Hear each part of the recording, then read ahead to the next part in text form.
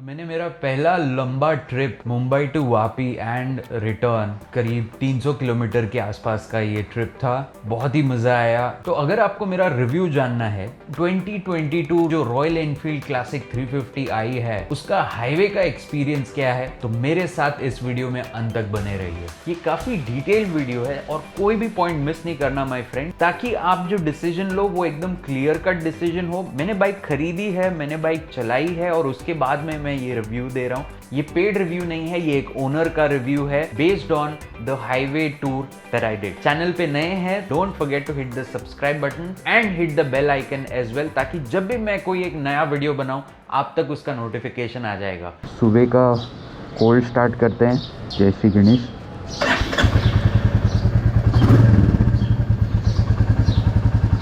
थोड़ा सा मैं जब भी सुबह स्टार्ट करता हूँ इंजन के लिए अच्छा रहता है कि अगर आप उसे थोड़ा हीट अप होने दें। ठीक है, तो चलिए आगे बढ़ते हैं, मिलते हैं डायरेक्टली आपको हाईवे पे।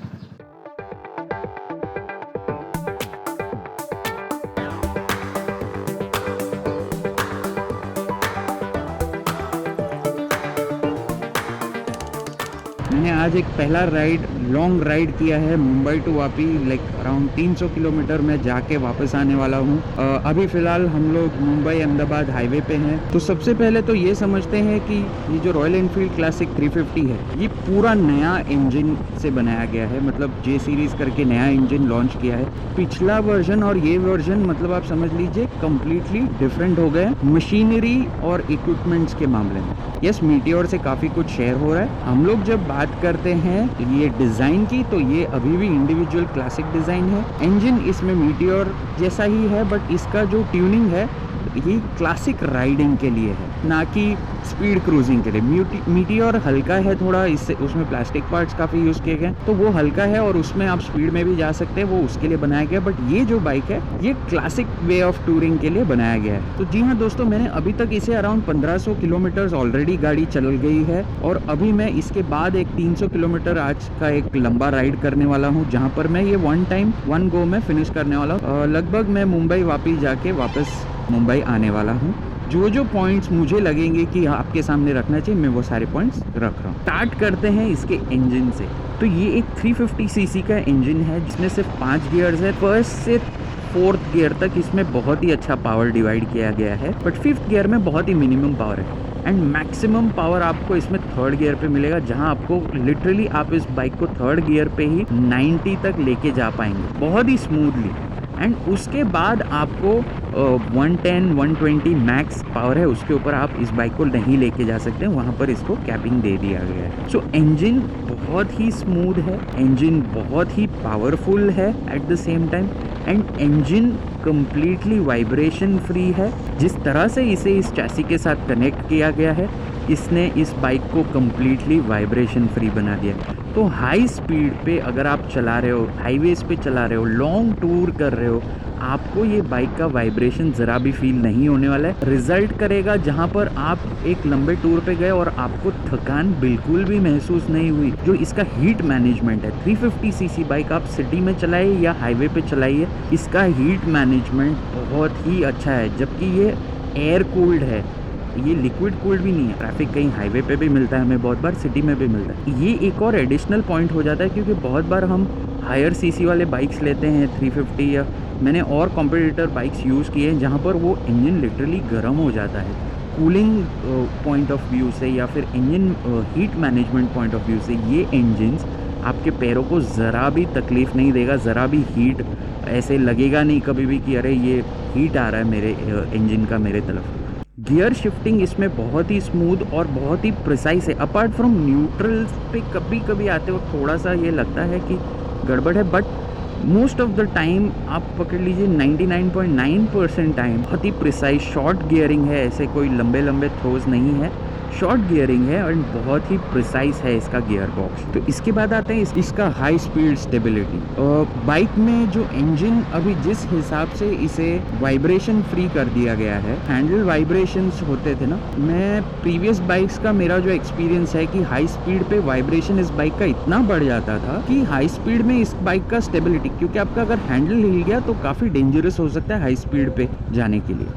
बट इस बाइक पे आप 110 तक कंफर्टेबली जा सकते हैं। वहां पर भी आपको वाइब्रेशंस हैंडल पे बहुत ही मिनिमम हल्का सा बस जरूर देगा, बट उसके अलावा आप लोग इसको 110 स्पीड तक लेके जा सकते हैं। मैं ये रेकमेंड नहीं करता हूँ। 80-90 बहुत अच्छे से आप क्रूज कर सकते हैं, बिकॉज उसी के लिए ये बाइक बनाया गया है। बट 110 तक भी ये बाइक जब अगर आप खींचते हो, 120 मैक्सिमम स्पीड है ये बाइक का। मेरा 110 तक का एक्सपीरियंस है जो मैं शेयर कर रहा हूँ। इनफैक्ट 114 तक मैंने इसे खींचा है, बट बाद में थोड़ा सा ये बाइक कॉन्फिडेंस नहीं देती है। 114 पे भी ये बाइक एक हल्का सा बस देगी, वाइब्रेट एज सच नहीं होगी। हम जब हाईवे पे होते हैं हमें करना क्या होता है, ऐसे बस जाते रहना है, तो हमें लगता है कि थोड़ा फास्ट कवर करें। वहाँ पर इनफैक्ट कितना भी स्पीड हो तो कम ही लगता है हमें। तो हाईवेज पे एप्लीकेबल बाइक नहीं है, बिकॉज ये हैवी बाइक है। 200 किलोग्राम तो आप पकड़ लीजिए सिर्फ बाइक है, फिर राइडर्स आप जितने जन बैठे हो उसके ऊपर वो सारा डिपेंड करता है आपका क्या वेट है।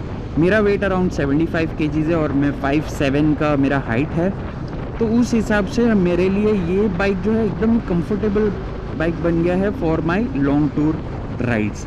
सो हाईवे पे मुझे इसका हाई स्पीड स्टेबिलिटी और हैंडलिंग ऑसम लग रहा है, बिकॉज मैंने जो पहले मेरा बाइक था वो था रॉयल एनफील्ड इलेक्ट्रा 2011। उससे जब मैं इसे कंपेयर कर रहा हूँ, ये तो बहुत बड़ा डिफरेंस आ गया है in terms of ride handling and stability. मैं हर वक्त अपने गाड़ी पे एक कंट्रोल फील करता हूँ। इसके और भी कारण है, जैसे कि ब्रेक्स है या फिर इसके टायर्स है, वो सारे कारण भी है, उन पे भी हम आएंगे। पर जब हाईवे पे हाई स्पीड्स कर रहे हैं, आप कॉन्फिडेंटली ये बाइक को राइड कर पाएंगे। तो इसी को कनेक्टेड और एक पॉइंट है इसके टायर्स, जो बहुत ही अच्छे ग्रिप्स दे रहे हैं। आगे इसमें 19 इंच टायर्स है और पीछे 18, एंड ये वाइड टायर्स भी दिए गए। देखा जाए तो प्रीवियस बाइक्स जो मेरा इलेक्ट्रा था उसमें पीछे का बहुत ही पतले टायर्स दिए गए थे ताकि वो एवरेज ज़्यादा दे, बट इस बाइक में इसे प्रॉपर थिक टायर्स दिए गए हैं, जिस वजह से इसका जो राइड हैंडलिंग है ये इम्प्रूव होता है। प्लस ट्विस्ट एंड टर्न्स जब हाईवे पे आ जाते हैं ना, घाट सेक्शन या ये सब, तो वहाँ आप कॉन्फिडेंटली ये बाइक चला पाओगे। तो इसके बाद आते हैं इसका सस्पेंशन। जो पीछे का है उसमें नाइट्रस वाला निकाल के इसे नॉर्मल शॉक एब्जॉर्बर्स कर दिया गया है, बट मेरे हिसाब से उस वजह से ही इस बाइक का हैंडलिंग इतना अच्छा है। आई थिंक वो बहुत ही सॉफ्ट होते हैं, उससे राइड प्लश हो जाता है। बट अगेन जो स्टेबिलिटी की बात आती है तो वो राइड मुझे, क्योंकि मेरे प्रीवियस बाइक में वो वाले शॉक एब्जॉर्बर्स थे पीछे साइड, तो मुझे वो स्टेबिलिटी बिल्कुल नहीं आती थी। मेरे हिसाब से ये शॉक एब्जॉर्बर्स बेटर हैं फॉर हाईवे क्रूजिंग। एंड अगर आप लोग मैं कुछ वीडियोस देख रहा हूँ जहाँ पर कुछ लोग उसे शिफ्ट करके जो दूसरा वाला शॉक एब्जॉर्बर डाल रहे हैं, प्लीज़ डोंट डू दैट। तो मेरे हिसाब से हाईवे क्रूजिंग पे ये जो रेयर शॉक एब्जॉर्बर्स हैं, स्टेबिलिटी देने वाला राइड बनेगा, उसके वजह से लॉन्ग टूर्स पे मेरे लिए कंफर्टेबल सस्पेंशन है। सेम वे जो आगे के सस्पेंशन है वो जो बड़े बड़े गड्ढों को भी बहुत ही अच्छे से सोक करता है। मैं ऐसे नहीं बोल रहा हूँ कि ये हिमालयन को टक्कर दे सकता है, उतना तो नहीं पॉसिबल, बिकॉज उनके सस्पेंशन का ट्रैवल और बहुत ज़्यादा है। क्लासिक वाला सस्पेंशन एकदम भी सॉफ्ट नहीं और एकदम भी हार्ड नहीं है, बहुत ही प्लश राइड देंगे आपको ये वाले शॉक एब्जॉर्बर्स। अब आते हैं इसके ब्रेक्स पे। मेरे वाले क्रोम वर्जन में ABS चैनल दिया गया है, तो ABS से क्या बेनिफिट है कि मेरा जो ब्रेकिंग जब भी मैं कर रहा हूँ वो सडन स्टॉप नहीं होगा, वो एक स्लो मूवमेंट लेके स्टॉप होगा, एंटी लॉक ब्रेकिंग सिस्टम जिसमें है। So that is the benefit which I have in this particular version. So high speed में सडन ब्रेकिंग अगर मुझे कभी करना है तो मेरा ब्रेक एकदम से स्किड करके हिट नहीं हो जाएगा, या फिर उसका जो ब्रेकिंग जो डिस्टेंस वो रिड्यूस होना चाहिए वो काफ़ी हद तक रिड्यूस हो गया because of the new braking system that royal Enfield has bring in the classic. So high speed पे काफ़ी 1-2 बार सिचुएशंस हुए थे जहां मुझे ब्रेक्स लगाने पड़े थे, एंड एक अच्छे खासे डेंजरस सिचुएशंस को अवॉइड करने जितना टाइमिंग ये सेव कर लेता है हमारा, और हम एक हॉल्ट पे बहुत ही जल्दी आ पाते हैं। इसके नंबर्स ये सब पे कोई जाने का फ़ायदा नहीं, क्योंकि एंड ऑफ द डे ये सब सब्जेक्टिव है कि आपका सिचुएशन क्या है। तो मैं ये नंबर्स पे नहीं जा रहा हूँ कि इतने टाइम में ये आके रुक जाएगा, but if you have ridden any previous bikes of royal Enfield, उनके कंपैरिजन में ये बहुत ही जल्दी स्टॉप हो जाते हैं, प्लस एक स्टेबिलिटी के साथ रुकते हैं। मेरा ये one of the most important reason था वाई मैंने अभी जाके ये बाइक्स अपग्रेड किए हैं। पहले वाले मेरे बाइक में दोनों आगे डिस्क था और पीछे ड्रम, बट उसका ब्रेकिंग पावर बहुत टाइम लेता, मतलब it was not so confidence giving कि मैं हाई स्पीड पे जा पाऊँ। यहाँ पर अगर मैं इवन इफ़ मैं हाई स्पीड पे जा रहा हूँ, मुझे मेंटली मैं श्योर हूँ कि मैं ब्रेक डालते ही मैं एक कंट्रोल्ड वे से बाइक को स्टॉप कर पाऊंगा। सो माइलेज की बात करें अगर हाईवे टूरिंग के लिए, तो इस बाइक का माइलेज, मैंने जो प्रीवियस मेरा टेस्ट राइड किया था, मैं उस टेस्ट राइड का एक लिंक ऊपर आई बटन पे छोड़ दूंगा, आप वो पूरा वीडियो देख सकते हो अगर आपको देखना है तो। मैंने एक 100 किलोमीटर्स राइड किया था जिसके ऊपर से वो एवरेज आया था, आप वो देख सकते हैं। माइलेज भी बहुत ही अच्छा दे रहा है, इसके कंपैरिजन में बहुत ही कम बाइक्स जो ये सीसी के लेवल पे और ये एवरेज दे रहे हैं। तो कुछ लोग बोलते हैं इसका टैंक बड़ा होना चाहिए। बॉस, आप इतने लंबे एट अ स्ट्रेच, ये बाइक आपको at least 500 kilometre on a full tank cover करके दे ही देगी, ये मेरा चैलेंज है। आपने एटलीस्ट इसके बीच में एक ब्रेक तो लेना ही है, तो उस टाइम पे आप रिफिल कर लीजिए। सो कुछ बहुत बड़ा फ़र्क नहीं पड़ेगा, इसका 2 लीटर अगर फ्यूल बढ़े या कम हो, कुछ फ़र्क नहीं पड़ने वाला। सो हाईवे पे बहुत अच्छा इसका माइलेज है and I will definitely recommend ये बाइक अगर आपको हाईवे टूरिंग के लिए लेना है और आपको एक अच्छा माइलेज देने वाला बाइक चाहिए। सो इससे अच्छा माइलेज देने वाला बाइक शायद ही कोई होगा।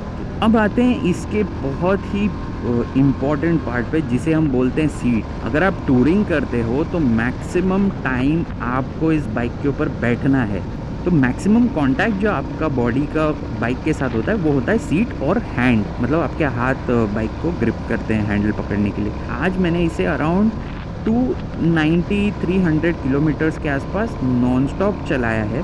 बीच बीच में मैंने व्लॉगिंग के लिए ब्रेक लिया था एक आधे, और मैंने एक ब्रेक लिया था हाफ एन आवर का जहाँ मैंने कुछ नाश्ता किया। उसके अलावा मैंने नॉन स्टॉप ये राइड किया है, तो मुझे किसी तरीके का भी फटीग, बैक पेन, स्ट्रेस, मुझे ज़रा भी थकान या ऐसे कोई चीज़ ज़रा भी फील नहीं हुई। एक्सट्रीमली कंफर्टेबल सीट्स है and full credits for this comfortable ride to the Royal Enfield Classic team. पहले के क्लासिक में वहाँ पर 2 नीचे स्प्रिंग्स थे, तो लोगों को लगता था ये स्प्रिंग के वजह से वो बहुत ही comfortable ride, but trust me, आप इस सीट पे बैठ के देखो। कस्टमाइजेशन ऑप्शंस भी दिए रॉयल एनफील्ड वालों ने, बट जिस हिसाब का राइडिंग पोस्चर है, मेरे हिसाब से आप लोग ये बाइक एटलीस्ट एक 1000-2000 किलोमीटर चला लीजिए और फिर आप लोग ने डिसाइड करना चाहिए कि आप लोगों को ये सीट चेंज कर रहे हैं नहीं। बिकॉज मेरे हिसाब से अगर किसी का भी हाइट 5 फुट 7 इंच से ऊपर है तो आपके लिए ये सीट राइड पोस्चर देगा और राइड कंफर्ट आपको मिल जाएगा। उसके नीचे वालों के लिए हो सकता है थोड़ा सा डिस्कम्फर्ट हो, बिकॉज इसका थोड़ा सा कमिटेड राइडिंग पोस्चर है क्लासिक का, तो आगे की तरफ आपको जाना होता है, हल्का सा एक आगे की तरफ पुश, तो वो और नज़दीक बैठेंगे तो एक टैंक की तरफ आ जाएंगे जहाँ पर सीट नैरो हो जाता है। तो अगर आप प्रॉपर सीट के एज पीछे तरफ, जहाँ सीट का एज है बैक एंड, वहाँ तक अगर आप बैठेंगे तो आपको पता चलेगा ये सीट कितने कंफर्टेबल है। मेरे हिसाब से हाईवे टूरिंग के लिए बेस्ट सीटिंग अगर किसी बाइक में स्टॉक मिल रहा है ना, तो वो यही क्लासिक 350 सीसी जो नया वाला 2022 मॉडल है उसका है। तो यस माय फ्रेंड्स, आगे बढ़ते हैं अगले टॉपिक पे जो है ट्रिपर नेविगेशन। इस बाइक में ट्रिपर नेविगेशन दिया गया है क्रोम वर्जन में। डे 1 पे ही जब मैंने लिया था तो कस्टमाइज करके ट्रिपर नेविगेशन ले लिया था। ऐसे लॉन्ग राइड्स पे जब हम जाते हैं हम हमारा फ़ोन इस पे लगाते हैं, तो फ़ोन इस पे लगाने के बाद क्या हो जाता है, कभी कोई अगर आप इमरजेंसी सिचुएशन में बाइक छोड़ के निकलते हैं तो आपका फ़ोन के गायब होने के चांसेस है। एंड मेजरली आप फ़ोन वहाँ पर क्यों लगाते हो, चार्जिंग के लिए लगाते हो या तो मैप देखने के लिए लगाते हो। आप देख लेना जितने भी व्लॉगर्स होंगे उनके सामने मोबाइल लगा हुआ रहेगा और पूरा मैप चल रहा है। तो उस सिचुएशन में मैं अगर मेरा फ़ोन जेब में रखते हुए ये ट्रिपर नेविगेशन पे टर्न बाय टर्न मुझे वो बता देता है कि कैसे जाना है, तो एंड ऑफ द डे मेरा वो मेजर प्रॉब्लम सॉर्ट हो जाता है। अनलेस मुझे चार्जिंग करना है तो रखना ही पड़ेगा, वो भी अगर पोर्टेबल कुछ भी डिवाइस कैरी किया है, पोर्टेबल चार्जिंग, तो मैं फ़ोन बाहर ही नहीं निकालूंगा। तो बस एक ही बार हमें स्टार्ट में उसे कनेक्ट कर देना है, वो थ्रू आउट द ट्रिप आपको ट्रिपर नेविगेशन हेल्प करेगा to reach the destination. So highways पे अगर लॉन्ग डिस्टेंसेस आप जा रहे हैं तो Tripper navigation is a must. मैं आप लोगों को हाईली रेकमेंड करूँगा हाईवे क्रूजिंग, इवन सिटी में भी हमें टर्न बाय टर्न, हमें सिटी में छोटे छोटे गलियों में अगर घूमना होता है, ट्रिपर नेविगेशन पे एक अलग से वीडियो बनाऊंगा जहाँ मैं डिटेल में बताऊंगा कि किस तरह से इसे यूज़ करना है एंड एवरीथिंग। हाईवे पे अगर आपको ये बाइक फॉर टूरिंग यूज़ करना है तो direction, boss, direction is always so important. Starting में ही आप जब उसे बुक कर रहे हैं आप ट्रिपर नेविगेशन ले लीजिए, बाद में आप लोग सर्विस सेंटर के धक्के खाते रहेंगे बिकॉज ट्रिपर नेविगेशन नहीं मिल रहे हैं, इनके accessories at this point of time are not available. So make sure आप जब ले रहे हो तभी उसे कस्टमाइज़ कर लेना so that you can have a touring experience which is supported with a Tripper navigation, and ये गूगल के साथ सपोर्टेड है। तो 100% नहीं, मतलब 1% कभी कभी ये आगे पीछे कर देता है। 99% आप समझिए, आपको जिस तरह गूगल मैप आपको जो डायरेक्शन देगा वही डायरेक्शन ये भी मैप आपको दे देगा। यस, तो अभी आगे बढ़ते हैं विद सम इश्यूज जो मुझे लगा हाईवे पे क्रूजिंग करते वक्त ये बाइक आपको किस तरह से थोड़े तकलीफ दे सकती है। तो सबसे पहला जो आप इशू फेस करोगे वो इसका क्लच है। हाईवे पे हम बहुत ज़्यादा नहीं यूज़ करते, बट बहुत ज़्यादा यूज़ करते हैं बिकॉज हम लंबे टूर जाते हैं, तो clutch end of the day use करना ही पड़ता है। मैं खुद एक जिम करने वाला, प्रॉपर वर्कआउट करने वाला बंदा हूँ, मैं ये बोल रहा हूँ कि मुझे इसका क्लच हैवी लग रहा है। तो यू कैन इमेजिन अदर लोगों के लिए ये क्लच डेफिनेटली हैवी रहेगा, एंड मेरे लिए तो एक तरीके से ये मेरे फोरआर्म्स बिल्ड करता है, but it is end of the day on a heavy side. Plus इसका जो बार भी है ना वो थोड़ा सा थिक है, तो it is not a quality wise अच्छा है, बट इसे खींचने में हमें थोड़ा सा ये तकलीफ मैंने फेस किया। बहुत ज़्यादा नहीं बोलूँगा, बट है ये एक प्रॉब्लम मैंने फेस किया। तो दूसरा जो इसका एक डाउन साइड है वो है इसका एक्सीलरेशन, कि हमको ये समझना पड़ेगा कि ये इसका प्रॉब्लम नहीं है, ये इसका एक डाउन साइड है। कि अगर आपको एक ऐसा बाइक चाहिए जो आप मतलब आपने गियर डाला और एक्सीलरेट किया और जूम करके भागा, तो ये वो बाइक नहीं है। इसे हमें रिस्पेक्ट करना होगा। एक क्लासिक क्रूज़र है, this is not a speedster. आप ये बाइक ये सोच समझ के लेना कि ये बहुत ज़्यादा ऐसे एक्सीलरेशन जूम करके चलाने वाला बाइक नहीं है। जैसे मैंने रॉयल एनफील्ड इलेक्ट्रा चला था, मेरा वही नेचर था, वही स्टाइल था बाइक चलाने का। तो मुझे ये बहुत ही सूटिंग नेचर लगता है for my way of riding. Comfortably मुझे एक अच्छा लगता है एक पॉस्चर में बैठ के क्रूज़ करना। That is what I love, and if that is what even you love, then this is the bike for you. काफ़ी अच्छा इम्प्रूवमेंट है इसके प्रीवियस बाइक्स के कंपैरिजन में, बट आप इसे अगर KTM या किसी बाइक से कंपेयर करोगे, boss it is not a justice at all to this bike. इसका वेट देखो और उसका वेट देखो, ये दोनों बाइक्स में से किसी का एक्सीडेंट होता है तो you will come to know the build quality of both the bikes. तो कंपैरिजन है ही नहीं। तो इसी से कनेक्टेड इसका दूसरा डाउन साइड है कि ये फ्लिकेबल बाइक नहीं है, बट वो डाउन साइड नहीं है, ये इसका नेचर है कि मैं इसे ऐसे लेफ़्ट राइट करते हुए नहीं चलाता हूँ, इसे मैं स्ट्रेट जाते हुए आराम से इसको चलाता हूँ। जब भी मैं इनफैक्ट तभी मैं हाई स्पीड्स पे भी जाने चाहिए। इस बाइक पे अगर आप लोगों को लग रहा है कि आप लोग 100-110 पे इसको फ्लिकेबली घुमाओगे तो वो इसमें आई डाउट पॉसिबल है। इनफैक्ट मैंने तो वो ट्राई भी नहीं किया है, and I will not even recommend anyone else to do, because accordingly इसके टायर्स और सब कुछ है। So do not try that. आप जब इसको स्ट्रेट रूट पे चला रहे हो, हल्का सा bending and all that is fine, but अगर काफ़ी ट्विस्टीज़ हैं तो वहाँ पर आप इसे हाई स्पीड पे जाने को अटेम्प्ट भी नहीं करना। सो इसका जो बाइक वेट है, इस वजह से ये फ्लिकेबिलिटी इसमें मिसिंग है। आप अगर सिटी में चलाओगे ना ये बाइक को, ये आपको तभी बहुत ही फ्लिकेबल लगेगा एट लो स्पीड्स, एंड इसका वेट है तो स्टेबिलिटी आ जाती है उसके वजह से। एंड इस बाइक का सबसे मेजर कंप्लेंट अगर मेरे को रॉयल एनफील्ड वालों से, वो एक सिंपल चीज़ पे है, जो मेरे साइड मिरर्स हैं। बस इतना एक्सपेंसिव बाइक है, मैंने जो बाइक लिया वो 2,70,000 का है। साइड मिरर्स अच्छे क्वालिटी के होने चाहिए, राइट। ये वाइब्रेट होते हैं as soon as you touch 80, मतलब मेरा हैंडल भी वाइब्रेट नहीं हो रहा है, तो फिर ये क्यों वाइब्रेट हो। आई एम एक्सपेक्टिंग कि Royal Enfield should do something with respect to the quality of the side mirrors. You are telling us to buy a side mirror which is worth 6,000 rupees. I mean, is it even making sense? So I think something needs to be done with respect to the side mirrors. It's a major complaint. बहुत ही cheap quality लग रहा है ये, इस तरीके का vibration जो आ रहा है इतने एक्सपेंसिव बाइक में। तो इन चीज़ों के अलावा अगर मैंने कुछ मिस किया मेरे बाइक में, तो वो था एक विंड ब्लास्ट प्रोटेक्टर। मैंने बिग टाइम उसे, मतलब क्योंकि वो थोड़ा वो विंड जो हिट करता है, end of the day it's a comfort thing, wind से मुझे प्रोटेक्ट करे। इनफैक्ट ये 300 किलोमीटर का राइड था तो मुझे शायद उतना थकान नहीं हो, बट अगर मैं 1000 किलोमीटर स्ट्रेच कर लेता तो that wind have definitely, I am sure, मुझे वो थका देता थोड़ा। उस वजह से मैंने अगर कोई चीज़ मिस किया वो है wind blast protector.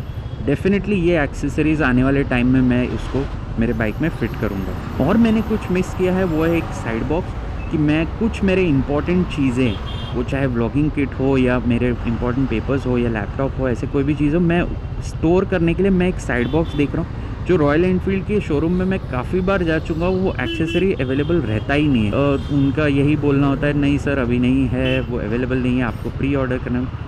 I mean, मेरे को देखना है, वो क्वालिटी देखना है, मेरे को समझना है whether I can fix that और नो इनटू माय बाइक। मुझे वो समझ के फिर लेना है, मैं ऐसे ही थोड़ी ले लूँगा। I want to understand how it looks, इसके पहले मैं नहीं लूँगा। सो इसीलिए मैं रुका हूँ कि जब भी वो स्टोर में मुझे पहले दिखेगा, मेरे को समझना है वो मेरे हिसाब से वो है या नहीं, फिर ही मैं वो लूँगा। और एक लास्ट चीज़ जो मैं मिस कर रहा हूँ वो है आपके like, share and subscribe. Because मेरे प्रीवियस वीडियोस अगर आप देखेंगे, थाउजेंड्स ऑफ लोगों ने वो वीडियोस देखे हैं, so that it will help me and make me feel कि I am doing a good job वाले कमेंट्स भी आ रहे हैं इतने सारे, बट सब्सक्राइबर्स अभी भी उतने नहीं है। तो एक रिक्वेस्ट है that if you like my content and if you want me to continue this journey to create such wonderful content for you, please hit that subscribe button as well. So चलिए video को conclude करते हैं। ये जो bike है royal Enfield classic जो BS6 version 2022 का है, ये बहुत ही एक मैच्योर ऑडियंस के लिए है जो जानती है कि बाइक राइडिंग बाय नेचर वो सेफ नहीं है। मतलब आप बस 2 टायर पे बैलेंस करके खुद को जा रहे हो एंड उसमें अगर आप सीधे सीधे जाएं तो लंबी दूरी तय कर पाओगे, रिस्क मिनिमाइज हो जाता है एक्सीडेंट्स का। तो उस तरीके के ऑडियंस, उस तरीके के माइंडसेट के ऑडियंस के लिए ये बाइक है। हालांकि ये बाइक अभी केपेबल है टू रीच 120 विदाउट वाइब्रेशंस, थोड़ा सा बज होता है, बट अदर देन दैट अगर हम बात करें बाइक की stability, braking, acceleration, tyres, bike के सीट्स, बाइक के फीचर्स, चार्जिंग पॉइंट या फिर ट्रिपर नेविगेशन, हर एक पॉइंट जितना हमें हाईवे टूरिंग के लिए जो जो चीज़ें ज़रूरत है वो सारी चीज़ें इस पर्टिकुलर बाइक में अवेलेबल है। तो हाईवे टूरिंग के लिए ये बाइक हाईली रिकमेंडेड है। अगर आप मार्केट में 350 सीसी बाइक देख रहे हैं और हाईवे टूरिंग के लिए जाना चाहते हैं विदाउट एनी स्ट्रेस, आप लोग ये बाइक खरीद सकते हो।